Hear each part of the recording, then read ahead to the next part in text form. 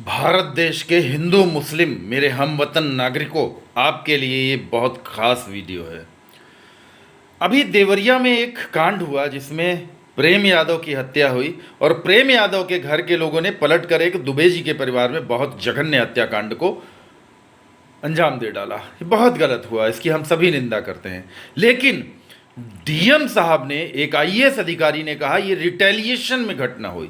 अखिलेश यादव भी वहां पर गए। अखिलेश यादव ने डीएम साहब की घटना बात बोली, रिटेलिएशन में हुआ। रिटेलिएशन यानी क्रिया की प्रतिक्रिया।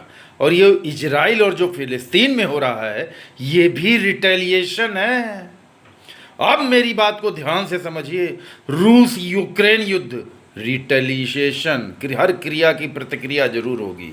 तो ये जो हो रहा है इजराइल और फिलिस्तीन में, कौन सही कौन गलत, कौन ज़्यादा मरा कौन कम मरा, किसका बदला लिया, किसने लिया, क्यों लिया, ये सब बातें छोड़िए। सबसे महत्वपूर्ण है कि ईरान का जो बयान, उधर से अमेरिका कमर कस रहा है, इधर से रूस जा रहे हैं। ये रिटेलिएशन पूरे विश्व के नागरिकों के लिए बहुत खतरनाक हो सकता है। इसलिए देश के समस्त बड़े नेताओं पर, जो ये बड़े बड़े नेता हैं ना, पुतिन, जो बाइडन और ये नेतान्याहू, इस तरीके के जो बड़े बड़े नेता हैं, इसी तरह जो फिलिस्तीन के बड़े नेता हैं, फिलिस्तीनी नेताओं पर भी प्रेशर बनाइए खुमैनी साहब कि रिटेलिएशन की बातें न करें। रिटेलिएशन यानी बदला लेने वाली बातें, क्रिया की प्रतिक्रिया, वहाँ ये हो गया तो इसलिए हम ये करेंगे, ये बातें हम नागरिकों के लिए, हमारे परिवारों के लिए, इंसानियत के लिए, प्रेम के लिए बिल्कुल अच्छी नहीं है। एकदम जिंदा उदाहरण है ये।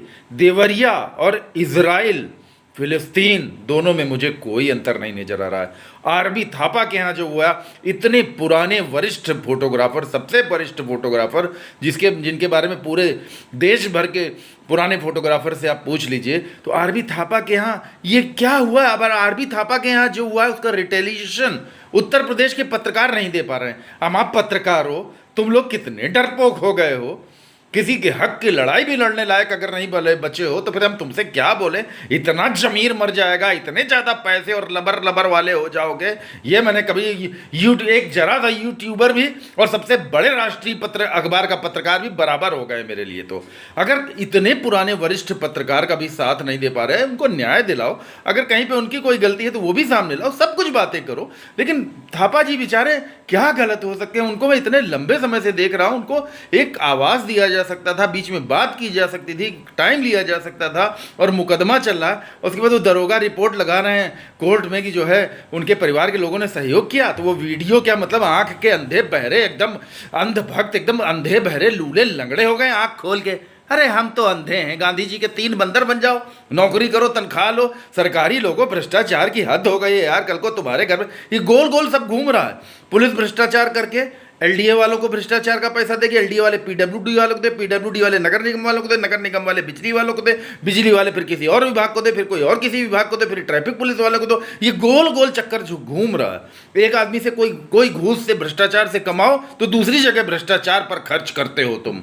ईमान कहाँ है? मनुष्य हो यार, परिवार है तुम्हारे पास। तुम अपने बच्चों से भ्रष्टाचार चाहते हो, अपनी बीवी से भ्रष्टाचार चाहते हो क्या? चरित्र नाम की चीज समाप्त होती जा रही है क्या?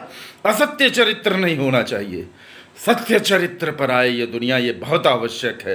Retaliation everywhere is retaliation. इस रिटेलिएशन से बाहर निकलिए, सोशल मीडिया को इससे बाहर निकालिए प्लीज़।